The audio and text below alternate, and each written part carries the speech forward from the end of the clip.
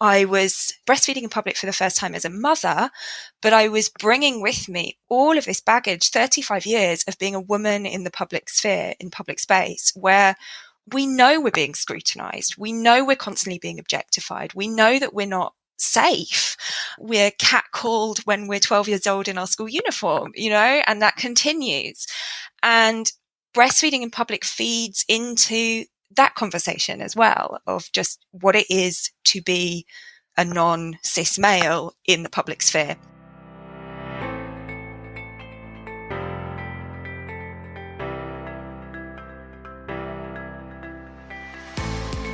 Welcome to Season 3 of The Story of Woman. I'm your host, Anna Steckline. From the intricacies of the economy and healthcare to the nuances of workplace bias and gender roles, each episode of this season features interviews with thought leaders who provide fresh perspectives on critical global issues, all through the female gaze. But this podcast isn't just about women's stories. It's about rewriting our collective story to be more inclusive, equitable, and effective in driving change. It's about changing the current story of mankind to the much more complete story of humankind.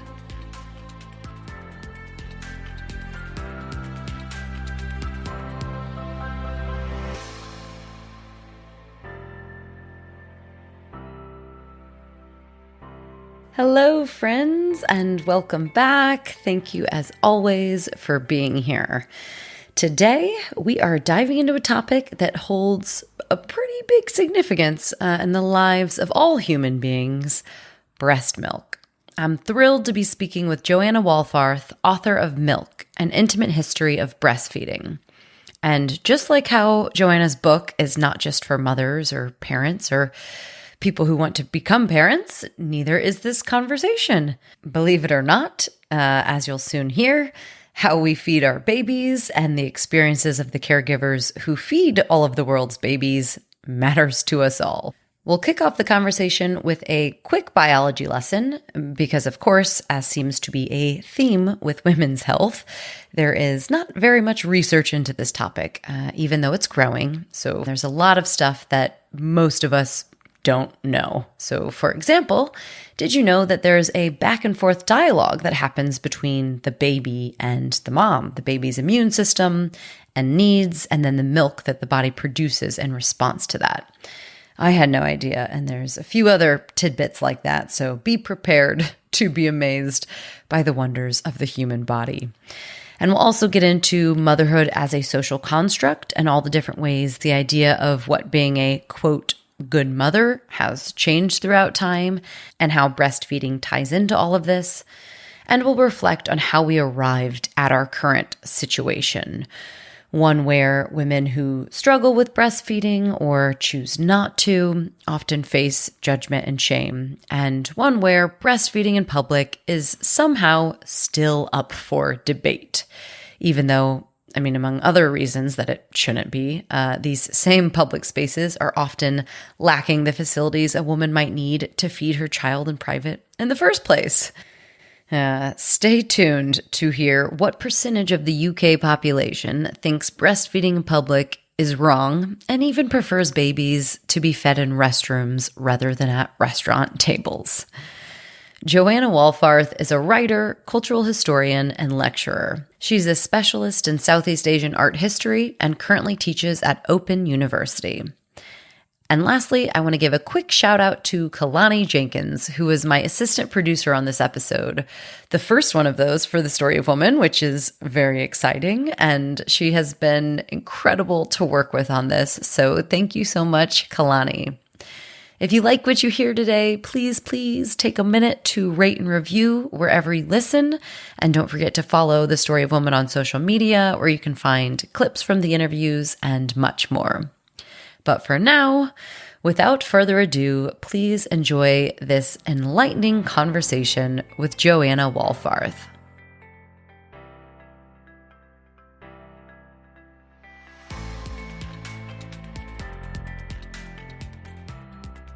Hello, Joanna. Welcome. Thank you so much for being here today. I'm really looking forward to our conversation. Oh, thank you so much for having me. I can't wait. Yeah. So we're talking today about your new book, Milk, an intimate history of breastfeeding. And I want to start with the story of how you arrived to the point writing this book and a little bit about what it's about, because I imagine there might be two camps of listeners. One who hears this and is, oh, yes, this has to do with women and women's bodies and reproductive care. Of course, there's going to be a big story here and a lot of history to tell that leads us to where we are today. And there might be others who are thinking, well, this is just an innate part of the human experience, the human condition, and it always has been. So what could we even be talking about today? So I'd love to dive in with your personal story that kind of led to all of the research and enter in this book, and then we can get into some of the history itself. Sure. Well, I mean, both of those listener camps would be kind of absolutely correct in many ways. And I think that's what makes this subject so interesting. I think also there will be another segment of people who feel that this is not a topic that is, applicable to them. Often, usually that's men, of course, who would probably not pick up this book in a bookstore, unfortunately. But like you said, it is something of an innate condition of humanity. Breast milk is humanity's first food. And we were all babies once. And once upon a time, we were fed. And I wanted to explore those different ways that we may have been fed and the different experiences and feelings that our caregivers may have felt while they were feeding us. So this book came to me very, very early on in my own parenthood experience. I always knew that I would breastfeed if I ever had children. It wasn't something I thought about particularly, but my own mother had breastfed us. And I just came from a family of breastfeeders, and it seemed like the easy option. It seemed like the free option. So, of course, that's what I was going to do. And then, of course, the reality of having a baby. And for many parents, breastfeeding is trouble-free. But for others, it can take a while to get the hang of it. You and the baby are learning a new skill. It's a new relationship between you and your baby. There can be other issues that arise. And, we experienced those issues. So my son, at about 4 weeks old, went back into hospital because he'd lost quite a lot of weight. I thought breastfeeding had been going well, and clearly it hadn't, because now I look back and think, thank goodness it was just a problem with feeding. It was easily remedied with some formula and a breast pump, and it wasn't anything more serious. But at the time, it was devastating. My body had let me down. I had let my son down. And I was wrestling with all of this and wrestling with all these images of breastfeeding I'd seen as an art historian. And I thought, I need to write about this.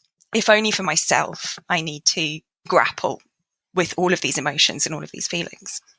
Absolutely. And we'll dive into everything that you discovered on your journey, because as you point out in the book, because this is innate, as we mentioned, this is seen as natural. Sometimes that's a synonym that's used for easy. Mm-hmm. And then when it doesn't come easy, these other feelings of feeling unnatural somehow, feeling like you're failing. I think this is quite a common experience. And you point this out early on in the book. So I want to point it out early on in our conversation that mothering is not restricted to a gestational or birthing body, and that it must also include trans and non-binary parents as well as adoptive parents.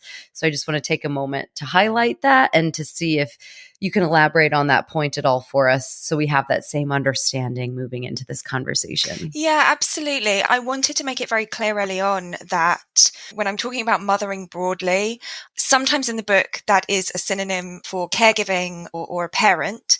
Sometimes it's not, if I'm referring to myself. But also in the course of my research, you realize that across histories in certain cultures, ideas of gender are different, and gender expression becomes different, and the number of genders is different.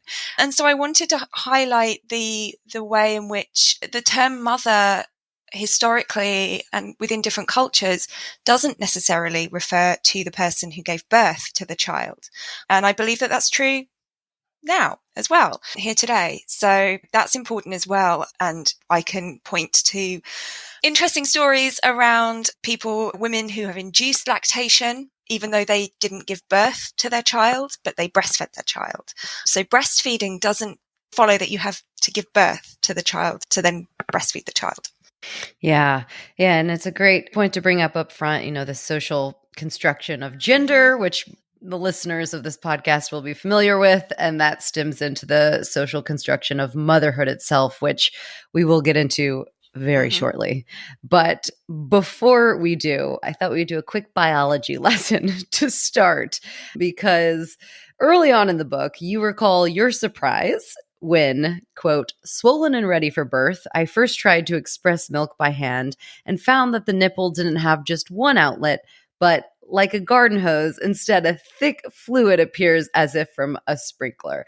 And I will not lie to you, as a non mother, never having breastfed myself, this was complete news to me as well. And I even trained to be a nurse. I'm even have worked in the healthcare field and do not remember this ever coming up in the lessons. And I was like, holy shit, is that how it works? So would you mind briefly explaining to us how milk production in the body works? And then, yeah, what do you think the implications are for us as individuals and as a society that we know so little about even just this basic part of such a life-giving physiological process? Yeah, it's so surprising, isn't it? But also, really unsurprising, I think, to the extent to which we don't know our own bodies, or our own bodies have not been kind of, it's common knowledge, isn't it, across the medical world and medical science, the neglect around thinking about female bodies. So that was definitely a surprise to me. So historically, breast milk was thought to be menstrual blood. And so from the time of the ancient Greeks right through up until the early modern period, there was a belief that as menstruation stops during pregnancy, what happens is that there's a vein that connected the uterus to the breasts, and the menstrual blood would come from the uterus up this special vein, and the body's heat and various other things would change it into breast milk. There was a lot of then kind of symbolic and metaphorical connections between menstrual blood and breast milk, and a lot of taboos that connected the two, as you can imagine, taboos around blood and menstrual blood. What we actually know now is that breast milk works on a supply and demand basis. And so when you are close to giving birth or after birth, your body produces a hormone called prolactin. And that prompts the little ducts in your breast tissue to take all of the kind of fat and sugars and proteins and things from your blood supply and make it into milk. And then the milk obviously then comes out. And so there's a lot of involvement of hormones, of prolactin, of oxytocin, that lovely love hormone that can be released when you're giving birth. So breast milk is still made through the blood, but we now have a much better understanding of actually how that process works, and that there is no magical vein that connects the uterus to the breasts. We do know much better of how it works. However, I am going to point out one thing you point out in your book, which was both exactly as you say, surprising and not surprising at all, which is that we have more scientific research on tomatoes than we do breast milk. This is from your book. So a search of the most comprehensive scholarly database, Web of Science, found 10,000 scholarly articles relating to tomatoes, but only 3,636 relating to breast milk. And it gets better. Semen brings up 7,851 articles and menstrual blood just 239. That could not be a better example of, I guess, how we prioritize things in society as it stands. Tomatoes and breast milk. Absolutely. And again, it's something that when I was doing the research and you look historically, there is so much around breast milk, obviously was known to be good for babies, but also it has such symbolic potential. So breast milk often becomes a metaphor within the Christian church, for example, and so on. So it's known to be this magical substance really early on. I mean, even the ancient Greeks talk about how the stars, the constellation, the Milky Way comes from divine breast milk. So there's always been that level of knowledge. But in terms of actually what we would now call scientific research into it, that's something that has been a much more recent development. And historically, there was far less research into breast milk and so on compared to men's secretions and tomatoes. And so we know now that breast milk is a living substance. It has loads of things to support the microbiome and things like that. So it's an incredible substance. It is. Again, I was blown away not just by the mechanics of it, but by, the actual composition. You wrote about how when breast milk interacts with a baby's saliva, it secretes antibacterial compounds that can fight against different harmful bacteria like salmonella. I had no idea there was that kind of back and forth interaction. Yeah. And the specifics, I think, of how that interaction works, the mechanisms of that is something that is being explored. And I think the saliva feedback is one theory. But there is definitely a dialogue happening between the baby's immune system and needs, and then the milk that the body then produces in response to that. Similarly, the hormone levels and the composition of milk may change. It may change depending on the time of day. There's going to be more melatonin in the breast milk towards the end of the day to promote sleep.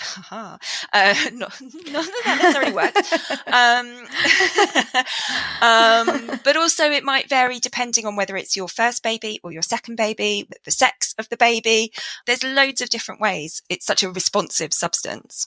The feedback, the back and forth, I think, it's incredible. And I really look forward to more research continuing onward to see what else we find out as that number hopefully one day passes the number of tomato articles. But in summary, it is a quite miraculous, magical substance. And that's kind of what's going on inside of our bodies. But what you look at a lot and what we're going to really focus the conversation on today is what's happening outside of our bodies. And you write early on in the book that we can't talk about breastfeeding without understanding that motherhood is a social construct, just what we touched upon in the beginning. And then throughout the book, you talk about all the different ways, socioeconomic, scientific, political, all these different ways of the ideas of what a good mother has been kind of constructed and deconstructed. So can you just kind of help us understand, how is motherhood a social construct? And then perhaps before we get into some of the current barriers to breastfeeding, can you walk us through some of the historical examples of how this construct has shaped not just what we think about breastfeeding and motherhood, but how at times it gave us little choice in the matter? Yeah, Adrienne Rich draws that distinction, right, between motherhood as the institution, as the social construct, and then mothering as the act, mothering as a verb. And I would say mothering as a verb is something that I would say is non-gender specific. But motherhood as a kind of institution, as a socially constructed identity, it's all of those things around what makes a good mother. I think it kind of wraps itself up in a language around, what is natural, what is innate, what good mothers should do, the emotions they should feel, the responses they should feel. It's constructed, I think, around this idea of, it's a very sentimental kind of picture of motherhood. It's about motherhood as kind of self-sacrifice for your child, that if you want to do anything that takes you, that is anything other than being a mother, that's somehow viewed as selfish. It's the kind of ideas about motherhood that we see play out in discussions around working mums, around stay-at-home dads, around the choice between formula and breastfeeding, which is something that I think, I'm so glad we have that choice, that there are choices available to parents. But it's about this kind of cultural imposition on us and how we should be in the world. And it comes with so many value judgments. Yeah, I thought that was a really important distinction that you made throughout the book, the motherhood compared to mothering, that Adrienne Rich and other people have pointed out. And this is, again, a quote from your book: mother is to nurture. Mother is not a fixed, stable identity. Instead, like love, it is both a noun and a verb. And mother work can be considered doing, caring, nurturing, whereas motherhood is a noun and a kind of fixed state of being. So I think that really, really helps to kind of paint the picture between the two. So then looking at motherhood and looking at that fixed state that's kind of a social construct, Help us understand, how has this changed throughout time? So we want to talk about what's going on in the current day, the current barriers and challenges. But I think it's really helpful, as you know, and this is kind of what led you to it, to look back in time and to see how did we get to this where we are today. And obviously your book is very comprehensive and it's very dependent on location and time and class and so many different variables. But can you give us a sense of how these messages, these constructs have kind of changed and evolved over time? Absolutely. I think one of the best, how we feed our children, how we feed our babies is such a good way of seeing the different ways that motherhood has been constructed. Motherhood as a kind of fixed identity of something that is imposed on us from kind of outside forces. So, for example, thinking about wet nursing, right? Who feeds the baby? And of course, there are so many questions of class and status and wealth that comes into this. But for so much of history, it wouldn't always have been a birth mother feeding her own child. And that's still true today. It's true of certain cultures, certain societies where shared feeding is a kind of completely usual part of child rearing. So if the birth mother has to go and do something else or can't feed her own baby, somebody else within that kinship group will carry out the task. And I know women here in the UK who do that, although I think it's far less talked about here because we have a construction of motherhood which can view that as quite a taboo thing to do.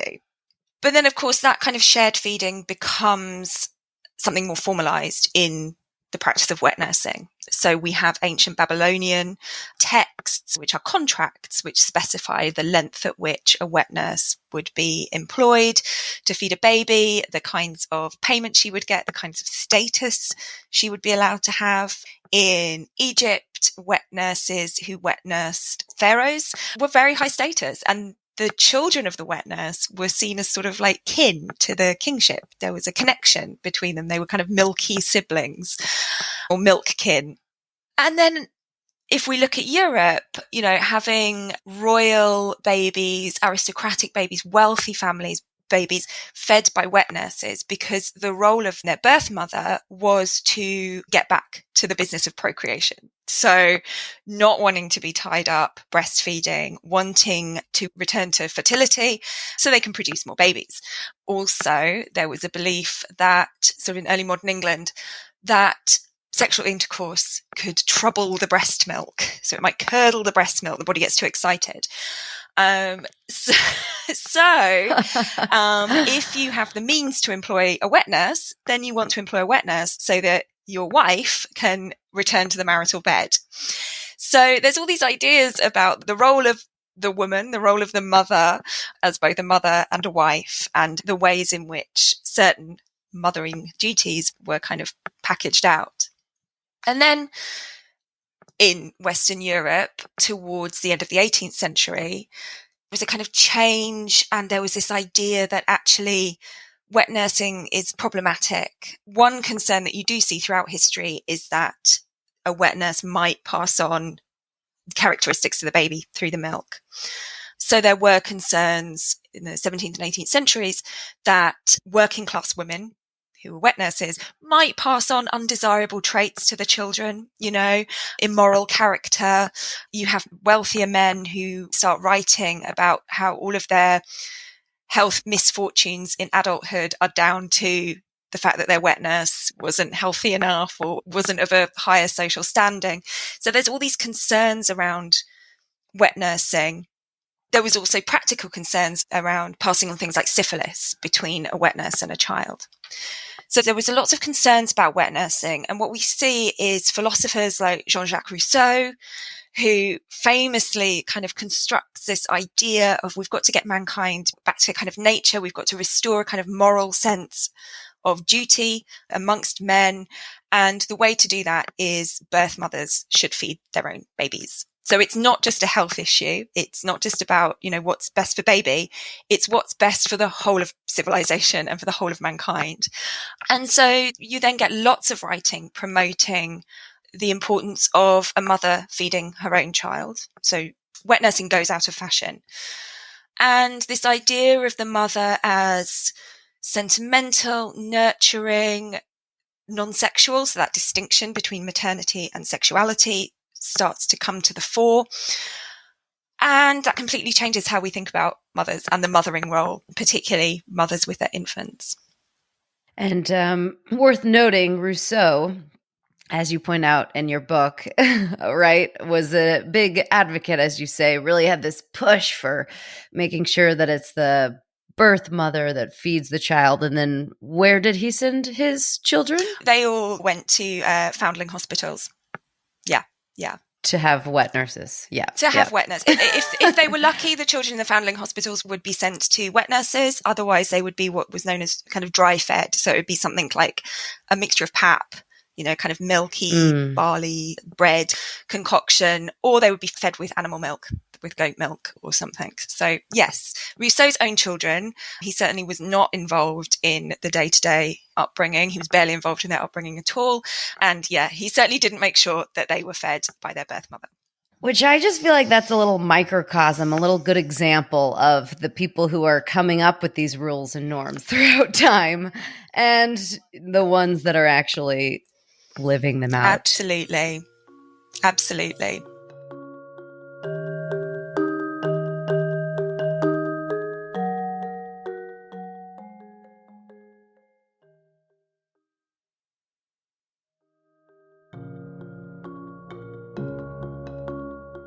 Okay, then. So that's a good feel for how it's changed throughout time. And in your book, there's this really clear demarcation, I guess you could call it, from the industrialization age to where we get to today. So perhaps could you walk us through some of the biggest changes that occurred around the social norms and what happened with breastfeeding around the time of industrialization? Yeah, I mean, we start to see, I suppose, ideas of time changing, ideas of how we measure our working day, and that becomes by the clock, right, by the minute and the hour, but also in terms of where women were living and working. So we start to see, obviously, the move to cities and urbanization, which would often take women away from maybe the support that they would have from their community, maybe having, their mothers or their other kind of kinship support that they would have to help with child rearing. If women are going out to work in factories, then they're no longer working in the home. So it's a big contrast to make, but there is this wonderful 6th century bronze statue that I came across in my research. It's from Indonesia, and it shows a woman sitting on the floor, very upright, and she has a foot loom. So she's a weaver. She has her loom at her feet, but she's paused that while she breastfeeds her baby. It's a beautiful image. And we see throughout history where women would have worked within the home, but they would have been able to pause their work to feed their baby or whatever. But if you're going out to a factory, you can't do that. So there were ways that ideas around feeding babies to a schedule. So feeding them every 3 hours, every 4 hours. Obviously, if women were going out to work, then that would perhaps affect their milk supply because it works on a supply and demand basis. And so then sometimes that would be detrimental to women's milk supply. They would then supplement feeding with animal milks or pap, which weren't good for the babies and also were delivered in very unhygienic ways. There was no sterilization. So the bottles were often dirty and disease ridden. And then we see that kind of continue in what we see in the early 20th century with the rise of what was known as scientific motherhood. And this idea of things needing to be quantifiable. And breastfeeding it's really hard to quantify sometimes. You can look at your baby, we can think about baby's weight and so on. But it was a way of trying, I suppose, to kind of put motherhood in a kind of scientific language. So feeding by the clock, feeding for certain amounts of time, feeding for certain intervals of time. And I think that really, really changed how we think about our bodies. They become industrial, they become machines. It's more militarized in a certain sense. And I think probably a consequence of that was women becoming more divorced perhaps from their bodies as well and less trusting of their bodies. Yeah. And I'm wondering if we can look at any of this and see how it kind of evolved to some of the barriers that we see today, seeing this division between paid work, women going out and working and having this divide, meaning that their breastfeeding bodies, weren't visible like they were before. And then they come across these different barriers that we'll get into. So, yeah, can you tell us about some of the current barriers to breastfeeding that exist? And if you feel like any of this kind of stems from these problems that you've mentioned, how that's kind of connected? Well, I think, one problem that we can draw parallels to is the problem of kind of going out and paid work. And so the absolute need and right for parents to have paid parental leave.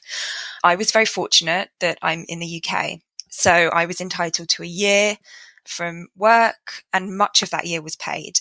And that I think is absolutely necessary to kind of establish breastfeeding, to establish yourself as a mother or as a caregiver, and to be with your baby if that's what you kind of choose to do and what's right for you.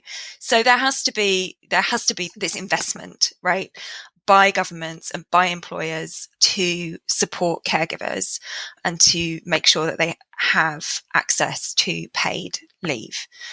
And I think this idea that it's kind of, that it's natural, that it's free, that it's easy, I think it's it can be a way of putting all of the responsibility on the individual woman, on the individual parent, without looking at the broader connections, without saying, well, we need structural support, we need financial investment, we need all of those things. When you look back at history, women would be mothering in communities with structural support around them. And I think that is something that is missing now and something that we need. And I think that does come from the idea of the industrial kind of woman's body, right? That does this because it's innate, because it's natural, and therefore doesn't need any external support or external help. Yeah, yet these quote unquote natural work that is being done still has to exist within these systems and structures.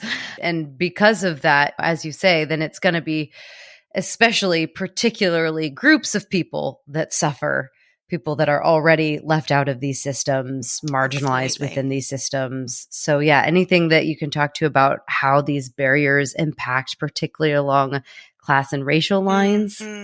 Yeah, I mean, breastfeeding, I said right at the beginning that it's free, and it's only free if you don't value women's labor, Yeah. But yes, there are different intersections of class, of race, and that's very, very different, I think, within a UK context compared to a North American context and to the context within the US.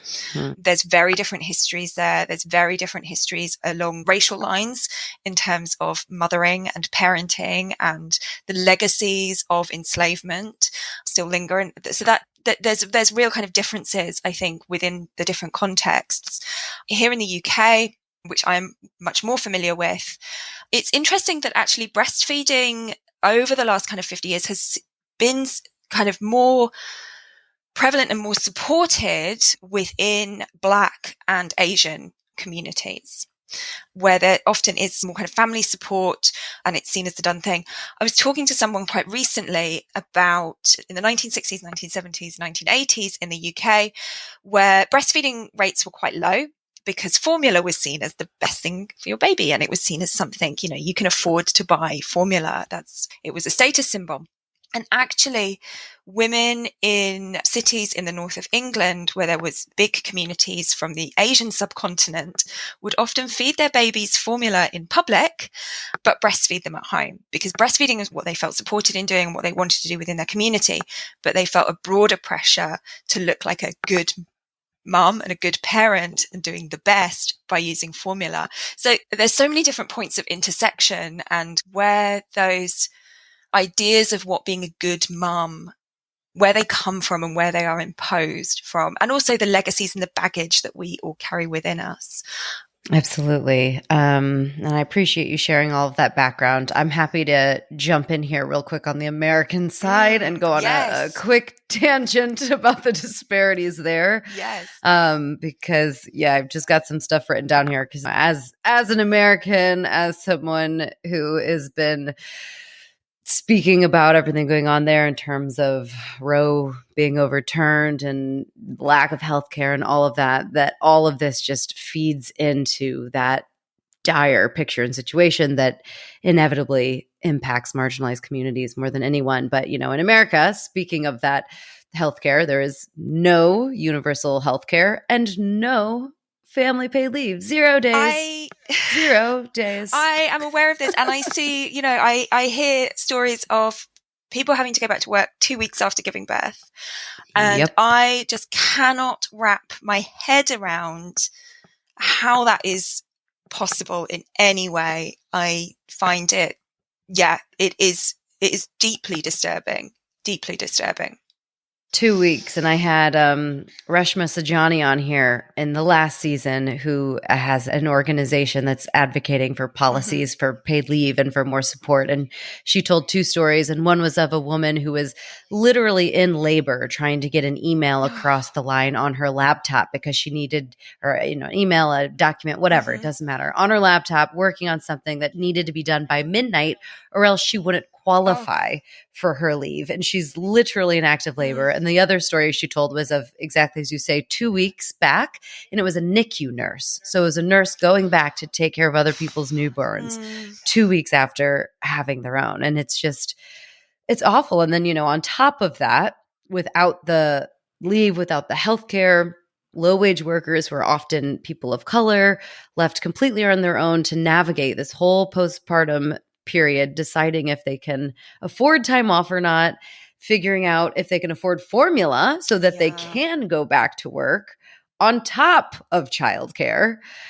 And then you look down at the breakdown in America. Again, this is in America, where hospitals that serve larger Black populations are less likely to offer help and support in breastfeeding and are more likely to introduce formula. Black babies are much more likely to be born prematurely. So in 2019, 14% of Black mothers gave birth prematurely compared to 9% of white mothers. And all of this is a huge barrier to breastfeeding.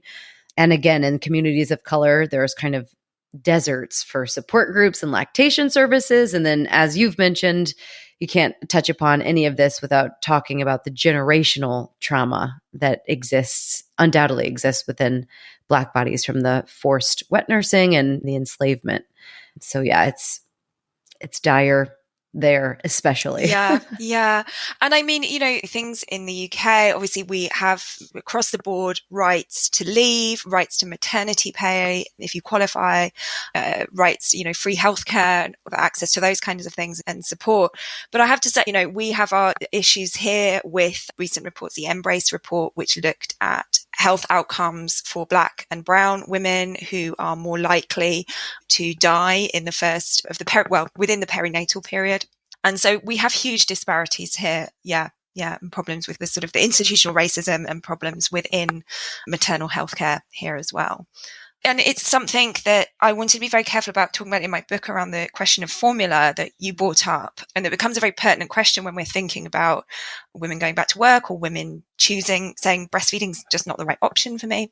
In thinking about formula, I realized that for much of my life, I've conflated the formula industry and the marketing of formula with the product of formula. And I think doing the research, I'm so grateful that we have formula, that we are aware of hygiene and sterilization, and that we have lovely bottles that are not made of glass as they used to be. But, I think the fact that access to formula, it's a health product. It should be something that is not something that has to be paid for, that is not something that is a commercial product. And we've seen the problems over here with the cost of living crisis, issues around parents being able to afford to buy formula and then having to kind of water it down or not use sufficient quantities of it, which again is deeply disturbing and completely immoral as a society that parents are forced to do that and that aren't able to access the formula they need. And then obviously in North America with the shortages of formula and those kind of supply issues and problems with that. And it shows how deeply connected how we feed our babies is to so many other intersections of society. And you talked about kind of reproductive rights as well. And I think that's very important to draw those parallels. Mm-hmm. Absolutely. And yeah, thank you for bringing all of that up with formula, because that's all really, really good points. Before we get into the future, where we go from here, the learnings, there's one more problem I want to bring up, because I can't not read this sentence from your book. Because again, it's one of those surprising, unsurprising. And this has to do with the perception of breastfeeding in public. At least a third of the UK population thinks breastfeeding in public is wrong, and more people think it's preferable for a baby to be fed in a toilet than at a table in a restaurant. In a toilet. People prefer a woman to do this in a toilet than in public. And I just, I'm purposefully saying that slowly to let it all sink in, even though listeners will be unsurprised about this. But I'd love to just hear, I don't know, your thoughts on it. And also if from all of your research and anything, there's any way to help us understand why people are so repulsed at something that they also see as incredibly natural and beautiful and all the other things. Yeah. Like, how do we hold these two? Right. Yeah. This is the kind of the bind that we exist within. And not only, I think, around breastfeeding and breast milk, but also just experiences as women in the world. We are kind of always caught in that bind, and our bodies being viewed as disgusting or abject for doing things that they do. But yes, so yeah, breastfeeding in public, still something that is kind of up for debate. You know, in the UK, we have laws protecting somebody's right to breastfeed in a public space or in a restaurant or on public transport. Yet still, there is newspaper article after newspaper article of women being asked to cover up, women being asked to leave. There was a story quite recently in a museum in Cambridge where a woman was asked not to feed. She was in a gallery space, not to feed because there was no food or drink allowed in the museum or something. I saw that. It happens. It's just this ongoing issue. And so when you become a parent yourself, you know, I remember feeling so anxious about feeding in public for the first time. And every time I did thereafter, always being on, you know, kind of high alert of like, is this the time that I'm going to be asked to leave? Is this the moment where I can get out some of the like self-righteous anger that I have by telling somebody that actually my baby's hungry, I'm going to feed my baby. But I think it goes back to this idea that many people view it preferable for us to breastfeed in a toilet because somehow breast milk is some kind of contagion. And I've seen people making the comparison saying, well, I wouldn't urinate in public, or I wouldn't, I wouldn't defecate in a swimming pool, you know, and so get out of here. Because it's a bodily fluid, right? And so, and again, you're being trapped in that it's the best thing you can do for your baby, that narrative that gets really pushed on you. And at the same time, we don't want to see it. Don't you dare leak. Make sure you've got your breast pads in. We do not want to see your baby feeding. We don't want to think about it because it's also disgusting. And that plays out historically as well. As I said earlier, you know, this idea that breast milk was menstrual blood transformed. So it was seen as having this kind of holy, divine, potential. It was good stuff. It's magical stuff. But it's also a bodily fluid from a woman's body. Therefore, it is abject. It is disgusting. We don't want to think about our bodies leaking. I think there's also something about the intimacy of the act between a mother and child that some people can find discomforting. And then, of course, as I said, this distinction between the maternal and the sexual, and this confusion we have over the breast. And many people do not want to be confronted with the possibility that a breast can be sexual and maternal, sometimes at the same time. That poses a real problem, I think, for us culturally. So how do we move forward beyond this? I mean, I want to ask you about some of the specific things that you found in your historical search, but, you know, I guess just more pointedly, do you have any ideas? Do you have any thoughts about how we overcome the stigma and how we move into the next generation, not just evolving to a different, I mean, it's always going to be a social construct, right? That's going to be hard to get rid of, but the type of construct where it's more aligned with an authentic experience for that individual person and less at the will of the collective society, politics, science, and all of that. Yeah.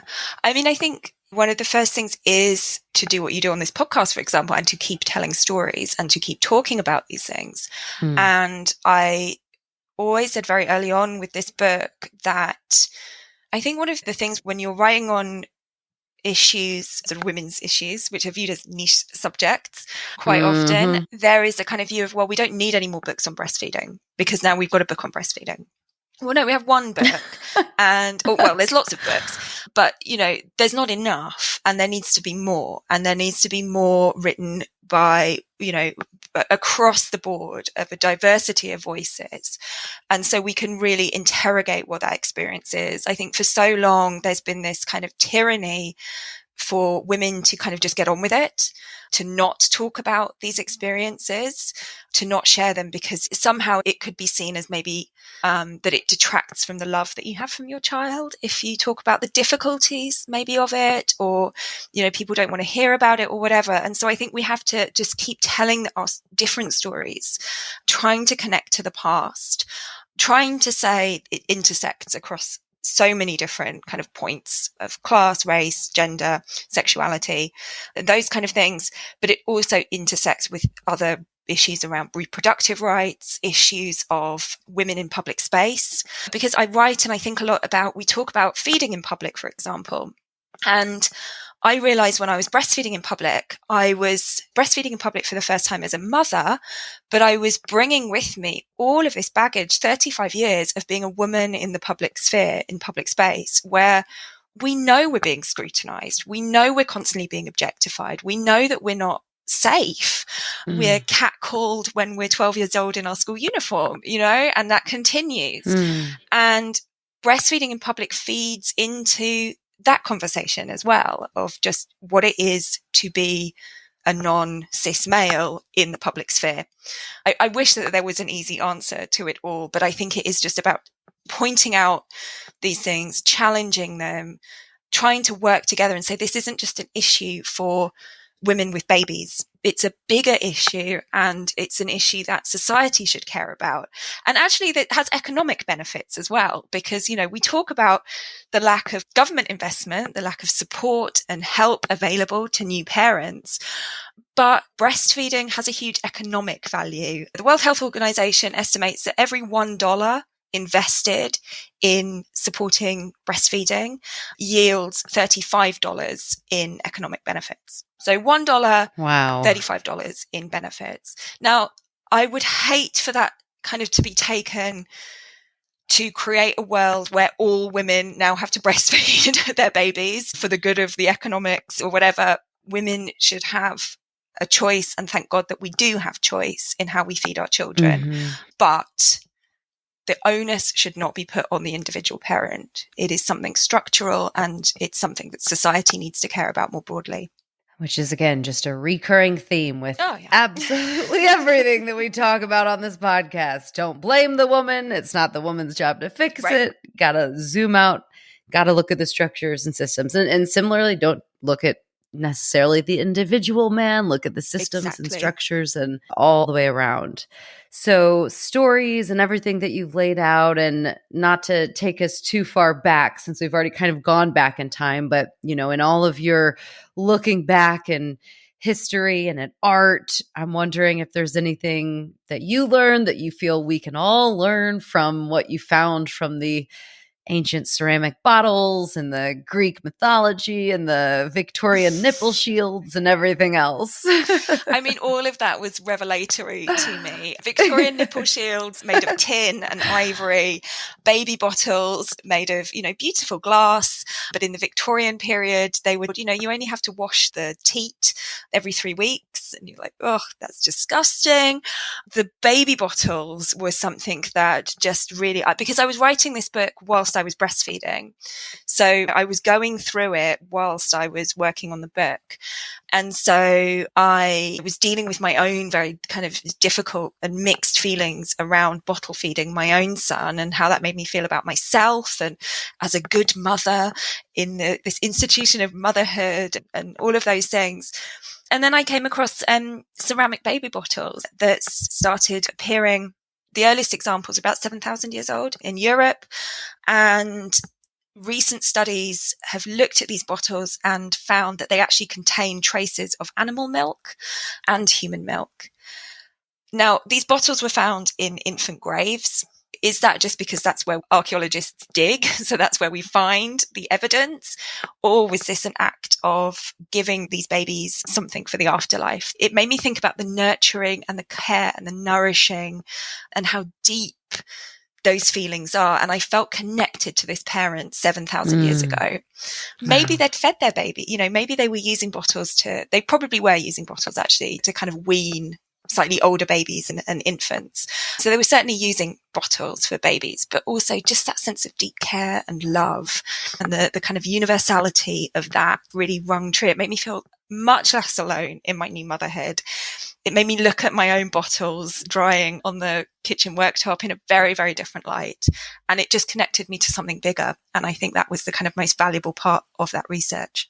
I really, really love that. That's kind of the question I wanted to start to end on is this, what you kind of invoke throughout the book, this idea of us being woven together through time and space. And I just want to read a couple lines. I was going to pick one, but they're all good. So I'm going to read a few of them that really pull out this idea. So you wrote, "There may have been nights when we felt alone, but we were always stitched together into a vast and elaborate tapestry. Single threads can be fragile, but when woven together, a textile is strong." And then you also said that you keep coming back to this idea of threads and weaving as if trying to construct something bigger out of my own experience, exactly as you just said. Because milk, in whichever way it is to be delivered, is the white ink that writes our origin stories, which binds us all together, generation after generation, woman with woman, generation with generation. Absolutely love that. Think it's so beautiful and really goes to show the power that we have. Exactly as you point out, single threads can be fragile, but when woven together, a textile is strong.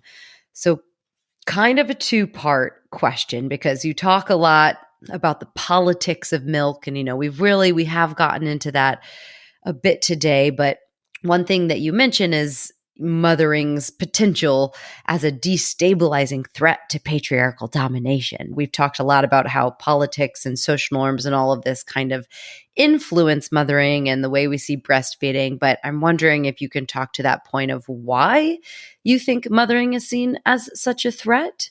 Is it because these single threads, when woven together, are so strong? Is it because of that, or what your kind of thoughts is there? And then the community aspect and how you see us as powerful because of that interwoven connection. I think there's a number of ways it can be destabilizing. I think in one sense, it comes back to that idea of woven together, we're stronger. And I think it's very evident to me that patriarchy fears the power that we have, in the way that they work so hard to divide us. And we've talked a lot about breastfeeding, and we've talked about formula, and we've talked about the different ways that those choices we make when we're lucky enough to have choices. Because I realize that, for some people, formula is not a choice or breastfeeding is not a choice. But the fact of how we feed our children is often used as a way of dividing us, right? As if we're going to be in camps and, the breastfeeding mom is going to judge the formula feeding mom, or the bottle feeding mom is going to judge the breastfeeding mom in public. And when you talk to women, and I've talked to many, many mothers and non-binary parents as part of the research for this book, you realize that fear of being judged and that fear that another parent might think you're judging them is so prevalent. And I think that it is a tool used to divide us, right? But I think the reality is that actually, if we all came together and said, it doesn't matter how you fed your baby, you did it your way, I'm doing it my way.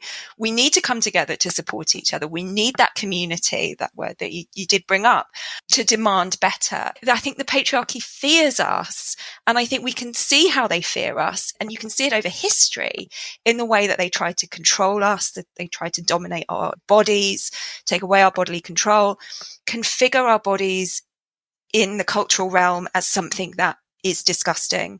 And you see it playing out in kind of horror movies and all sorts, where the lactating body is like the most abject, disgusting thing, or asking a grown adult to try breast milk is seen as such a squeamish, taboo thing.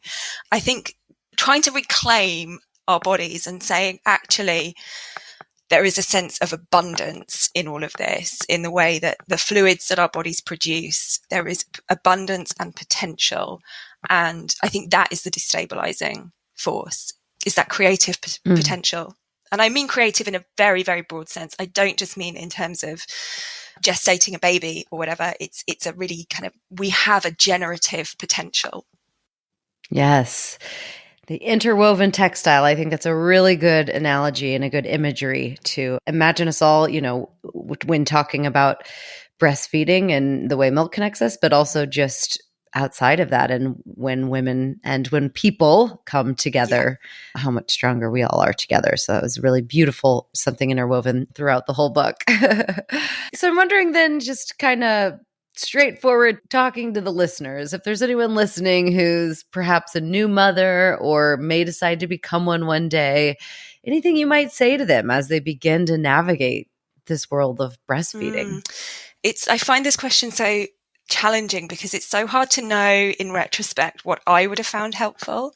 Now I have the benefit of hindsight, but what would I have found helpful at the beginning or before? I think just remember that you're not alone in any of this, that you are not an isolated being in the world underneath a bell jar. You are connected, and the experiences that you have, you can find support for those. There is support. Find it. And just kind of do that's kind of it. Like, find your community somewhere, whether that's online, whether that's in person. But just know that you're not alone in what you're doing, and seek support. And that breastfeeding sometimes is just a dance that you have to learn with your baby, because they have to learn how to do it too. And it's a relationship that you're navigating, and it can take a little bit of time. So ask for help. Beautiful. And you're not alone. And you can also read Joanna's book and discover you're not alone as well. Feel connected, not just to those currently, but generations past as well. If people take one thing away from this conversation with you today, what would you want it to be? I think that I would want them to realize that how we feed our babies is something that matters to us all. It matters to humanity. It is not just an issue for people who happen to be parents or who happen to be mothers. As I said at the beginning, we were all babies once. It is something that intersects across so many different parts of our lives, of society, of culture. And I think that it would probably be very illuminating for men to read more women's stories. So shameless plug, buy a copy of my book for a man in your life. Yes, no shame there. Definitely. I second that. Well, that is an excellent note to end on. Buy a copy for yourself and buy for 2 men in your life. I'm going to up the ante there. Joanna, thank you so much for being on today. It was an absolute pleasure. Thank you for your work and your book and speaking with me. Thank you so much for having me. It's been a pleasure.